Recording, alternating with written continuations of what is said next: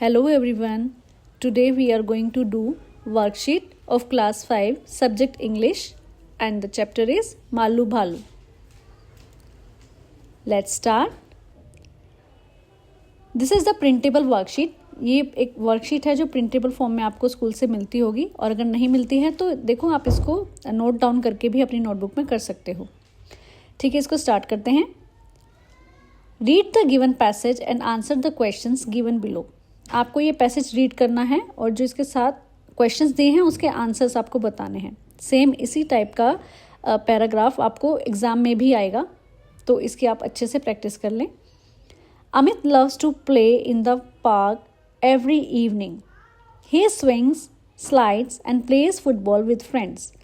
अमित को शाम को पार्क में खेलना बहुत पसंद है. वह झूला झूलता है, स्लाइड्स होती है ना जिसमें हम ऊपर से फिसलते हुए आते हैं, फिसल पट्टी, उस पर से फिसलता हुआ आता है. And plays football with his friends, और अपने दोस्तों के साथ फुटबॉल खेलता है. One day he saw a puppy near a tree. It looked hungry. एक दिन उसने एक पेड़ के पास एक पिल्ला देखा. पपी क्या होता है? Baby of dog. तो उसने पिल्ला देखा जो कि भूखा लग रहा था.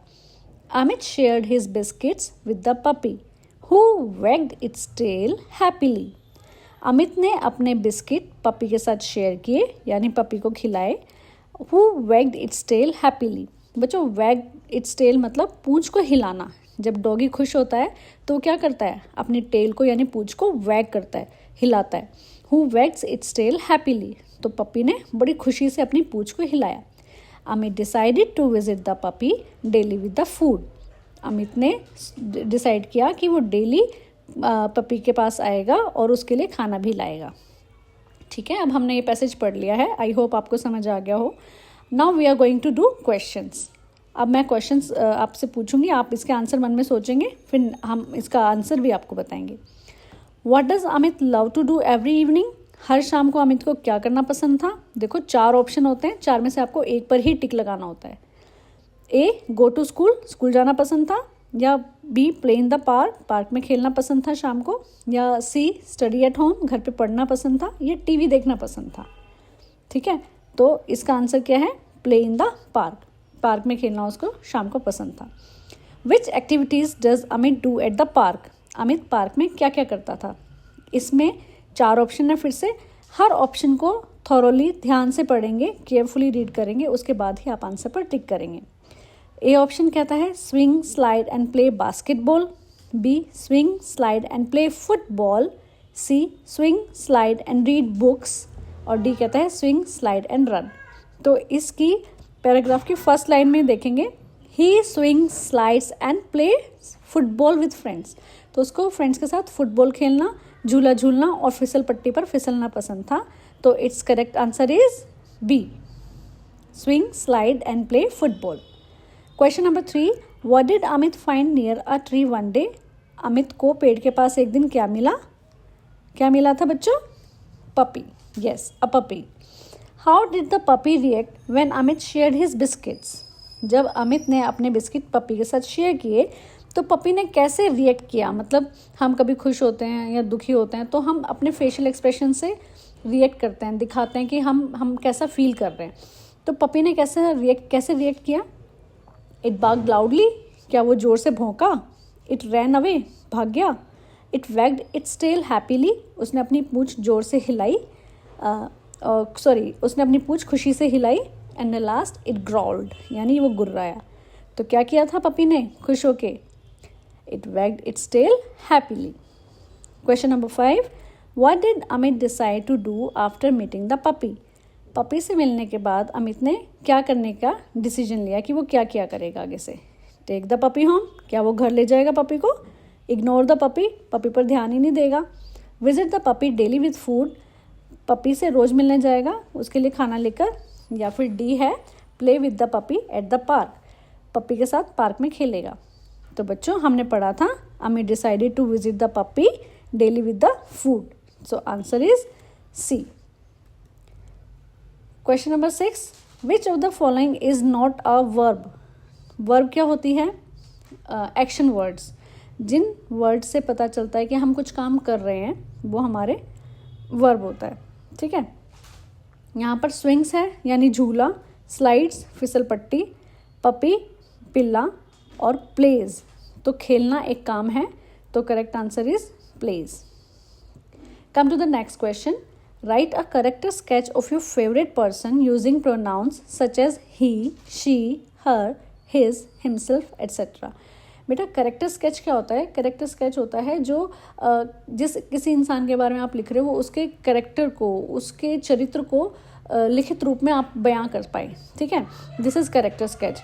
तो आपको बोल रहा है कि अपना फेवरेट पर्सन कोई भी चूज़ कर लो और आपको उसका करेक्टर स्केच लिखना है और प्रोनाउंस की हेल्प से लिखना है। आपको पता है प्रोनाउंस क्या होते हैं?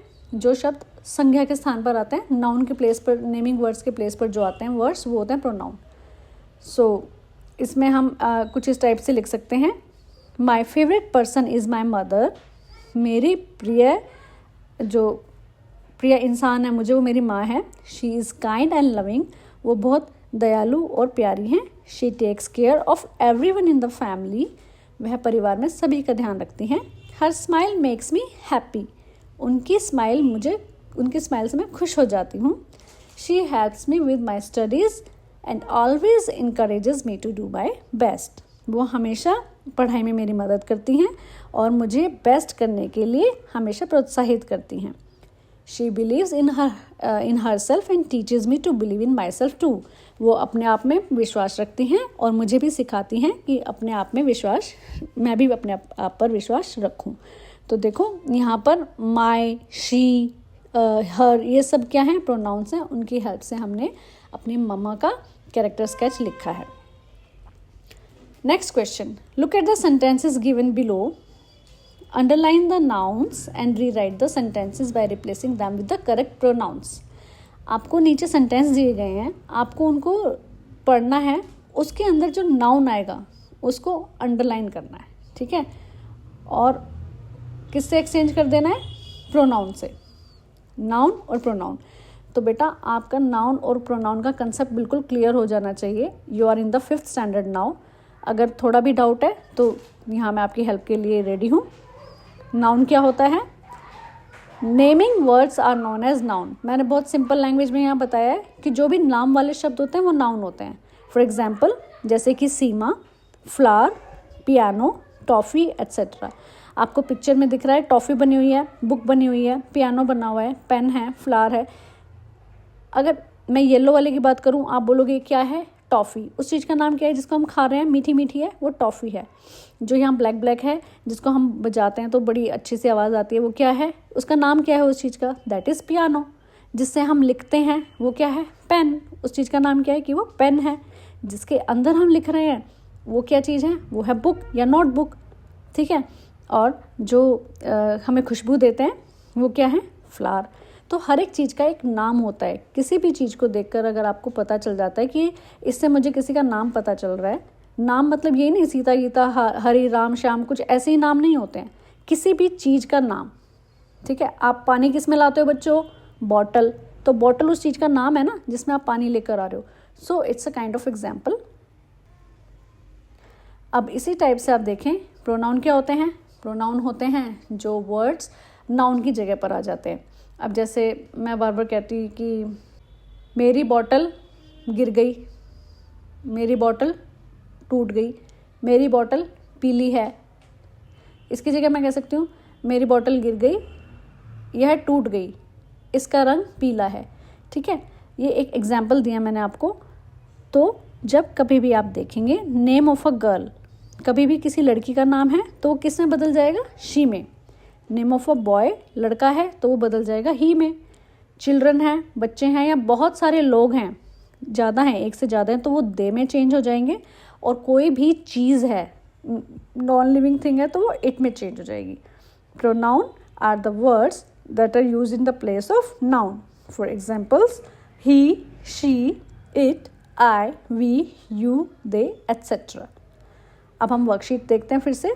हमें फिर से ध्यान रखना, नाउन को अंडरलाइन करना है और उसकी जगह प्रोनाउन को यूज़ करके सेंटेंस को रीराइट करना है, यानी दोबारा से लिखना है। So our sentence is Shalu went to the park.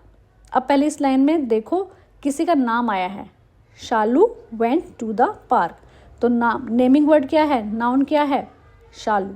ठीक है, तो शालू इज द नेमिंग वर्ड, क्योंकि यहाँ पर नेम ऑफ गर्ल यूज हुआ है, तो हम शालू की जगह क्या यूज करेंगे, शी।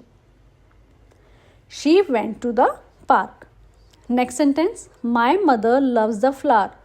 अब इसके अंदर आपको बताना है कि जो है फूलों को प्यार करते हैं, कौन करती हैं, वो करती हैं जिन्होंने हमें जन्म दिया।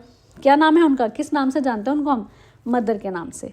तो mother is naming word in this and loves the flower, तो हम इसकी जगह क्या लिखेंगे, she loves the flowers. Next sentence, Karan is playing the guitar. Karan guitar बजा रहा है। करण इज नेमिंग वर्ड, एक लड़के का नाम है और वो लड़का है, नेम ऑफ बॉय है, इसीलिए हम उसकी जगह ही यूज करेंगे। तो सेंटेंस बनाते हैं, और जब भी सेंटेंस बनाएंगे फर्स्ट लेटर हमेशा कैपिटल यानी बड़ा होना चाहिए और and with a punctuation mark, full stop, full stop से एंड होना चाहिए। तो sentence is he is playing the guitar. Next is the cake is very delicious. Cake बहुत स्वादिष्ट है। तो केक एक ऑब्जेक्ट का नाम है, एक चीज़ का नाम है ना। तो जो नाम है उसको अंडरलाइन कर देंगे, और ये क्या है, एक थिंग है, तो थिंग की जगह क्या आ जाएगा बच्चों, it. Sentence is it is very delicious. The book seems interesting. यह बुक तो इंटरेस्टिंग, रोचक लग रही है। तो यहाँ किस चीज़ का नाम आया है, क्या रोचक लग रही है, बुक लग रही है, simple, book is noun here, so book को अंडरलाइन करेंगे और इट सीम्स इंटरेस्टिंग। ठीक है, आई होप आपको ये अच्छे से समझ आ गया होगा, इसकी प्रैक्टिस अच्छे से कीजिएगा। Next question, draw a poster with a picture of Malu and inspirational quote about courage and facing fears.